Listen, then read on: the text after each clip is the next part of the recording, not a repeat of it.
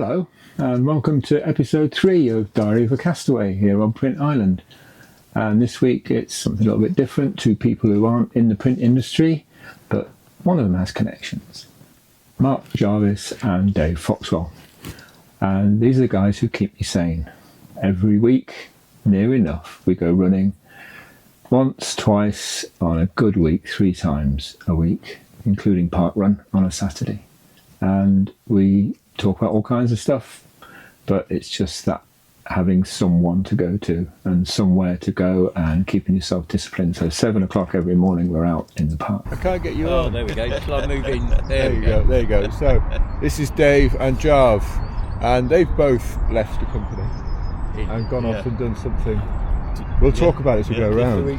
Are we ready to go? So who are these guys? I've known them for years. Dave since the late 70s, and Mark Jarvis probably early 90s. And they're both Christians. They both go to church. They both have a faith that, can I say I used to have? I wouldn't necessarily call myself a Christian now. My background was brought up in a Christian household, and this is where I met these guys, but we've stuck together despite my changing beliefs or changing focus, which is a testament to them, to stick with me even though they don't always agree with me. So I wanted to talk to them because they've both been through something similar to me. They left a steady job in a large organisation to do something different. So Jarv here used to work for Fujifilm. Yes. I've worked for him, he's worked for me, though not in that order. And Jarv, you left Fujifilm, set up your own print business. I did. Would you do it again? Yes, I would. And it was the right time of life for me, and I needed to do it. It was a scratch that needed itching. I'm very glad I did it. Wasn't the easiest of things.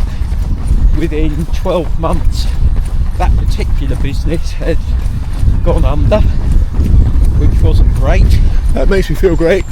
Yes, not the best.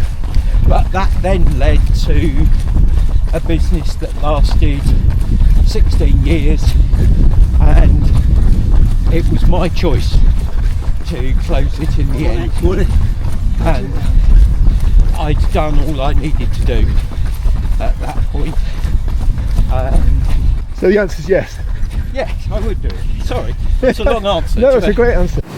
And Mark, I remember working with him at Fujifilm, a great strategic thinker, a planner, and I could see his vision to do something stretched beyond what was possible in the structure we had at Fujifilm at the time. And that's why he went off to do his own thing and succeeded. And in the job he does now, he affects a lot of people. He manages teams. He's a real good team builder and team manager, a skill I've never really had. I always found managing people very difficult and would far rather manage things and machines you can switch on and off and leave them at the end of the day. But Mark went on to do some great things, and he's still doing them. Now Dave is the other end of the spectrum from Mark. Really very different characters, and I'll let Dave talk to you about what happened when he tried to retire. And Dave, Yeah. you left JLR, Yeah. and now you're working for a charity, That's right. looking after vulnerable people, visiting them in their homes, whatever. That's correct. Did you have any idea when you left JLR that this is what you'd be doing? Jaguar Land Rover, by the way, JLR. Absolutely not. What did you think you'd be doing by now? My thoughts when I left work was basically I would retire, I'd play golf 3 or 4 times a week, and that would be my life. But I quickly got bored. Yeah. And I found I needed something to occupy my time. But I would say it's more than just occupying your time. Well, yeah. It's made you into a totally different person than you were when you left. when Dave left employment in his 50s, I was a bit worried for him. I could see him turning into one of those guys who walked to the paper shop every morning to buy the Daily Mail and spent the rest of the day complaining about the country going to the dogs. But there was more to Dave than that. This opportunity came along and it absolutely ticked the box for what I needed for myself. Helping others supposedly help you in a way you never ever expect. There's something inside Dave that is deeply caring, that can actually determine to do something and do it. And this is what happened with running, for example. I'd started running maybe 6 to 12 months before Dave, and we had a conversation. They said, I want to run. And I said, well, I can't teach you anything about running. All I can do is be by your side while we take one step in front of the other. And now he's gone on to run marathons, a London marathon. He ran the London marathon a couple of years back. Amazing guy, unassuming, but always there for me, and I do appreciate that.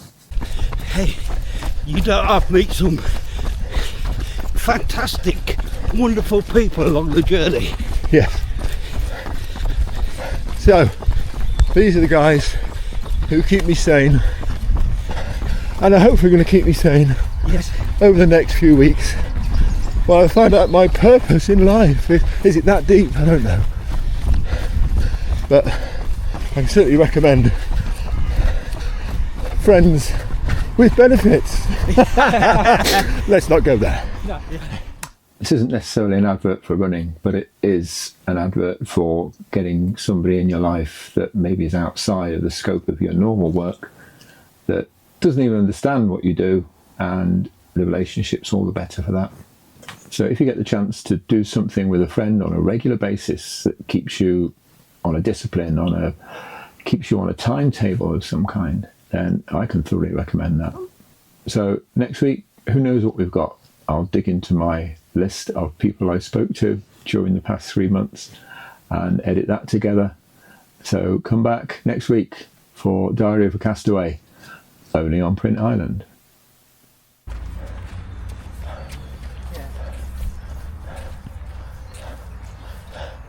Yeah, it's not all running.